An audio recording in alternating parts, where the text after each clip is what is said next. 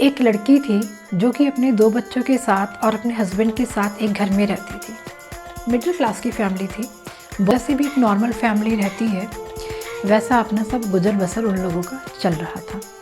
Husband के साथ सिर्फ एक दिक्कत थी कि वो जब भी घर में आते थे तो कुछ ना कुछ बात को लेके गृह कलेश करना उनका एक एजेंडा सा बना हुआ था।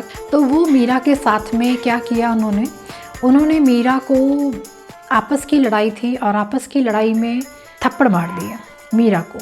फिर जब नेक्स्ट डे मैंने मीरा से बात की, अब तुमको कोई स्टेप उठाना चाहिए क्योंकि उन्होंने तुमको मारा है, तो उसका क्या कहना था तो मैं आपको बताती हूँ कि जब हमारे समाज की औरतें और स्त्रियाँ अपने को इतना ज़्यादा बोल्ड समझती हैं कि वो थप्पड़ मारना भी सहन कर जाती हैं।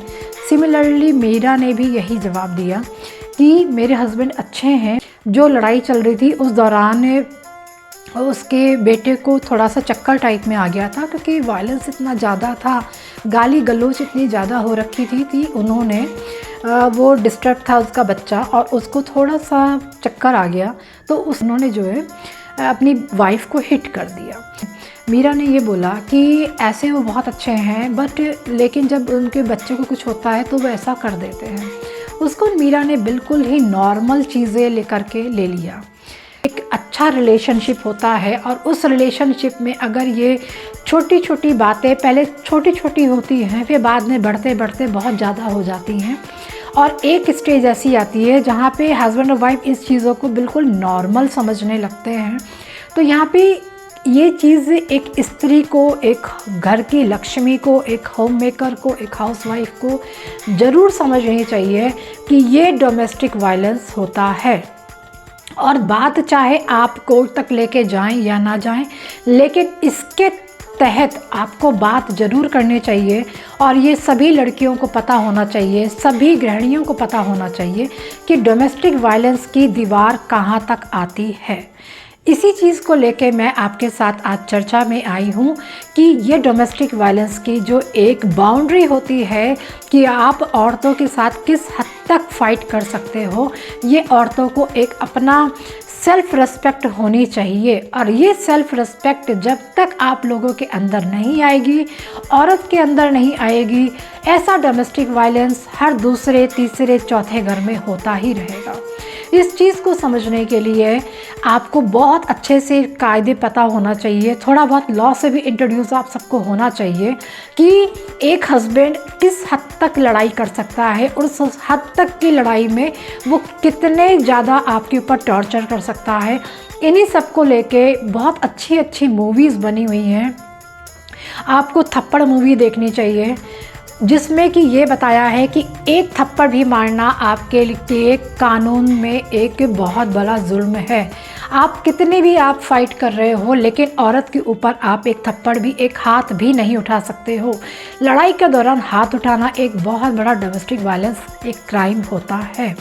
ये हर एक औरत को होना चाहिए और औरत अगर वो थप्पड़ हजम कर जाती है ना तो वो नेक्स्ट 4-5 थप्पड़ खाने के लिए रेडी होती है, लेकिन उस वक्त तक बहुत देर हो चुकी होती है कि अब वो क्या करे और वो अपनी आंसुओं के तहत वो चीज़ों को गिराती जाती है और रोती जाती है कि अब हम कुछ नहीं कर सकते। तो ऐसी औरतों को लेके जो अभी भी अपने घर में ओल्ड एज होने तक अपने आदमी की हरकतों को बर्दाश्त करती चली आ रही हैं, सिर्फ ये न्याय की मूर्ति बना के हम तो बहुत अच्छे हैं, औरत अच्छी है, इसका ये मतलब नहीं है कि आप दूसरे के थप्पड़ खाएं या उनकी गाली गलौज सुनने के। आपने शादी कर ली है इसका मतलब ये नहीं है कि आप दूसरे की रहम पे आप कुछ नहीं कर रही हैं, आप उनका घर संभाल रही हैं।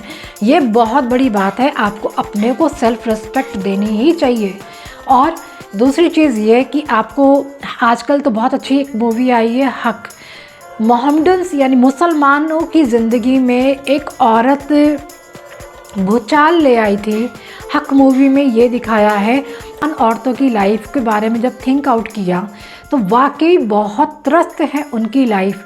लेकिन शाज़िया बानो ने उस समय हक में दिखाया है कि शाज़िया बानो ने कैसे एक ट्रिपल तलाक के निर्णय को बदलने पे मजबूर किया, उसको आगे तक लेकर आई, अपने पूरे कौम को उसने आगे रखा।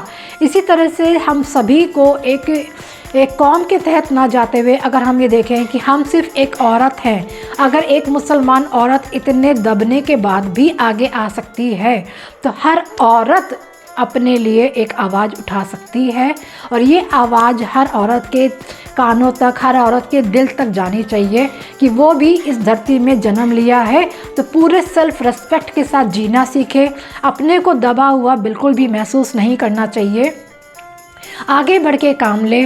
और अगर उसको शादी के बाद कोई भी प्रताड़ना हो रही है तो उसके खिलाफ़ वो आवाज़ उठा सकती है और हर कदम उठाने में वो सक्षम है।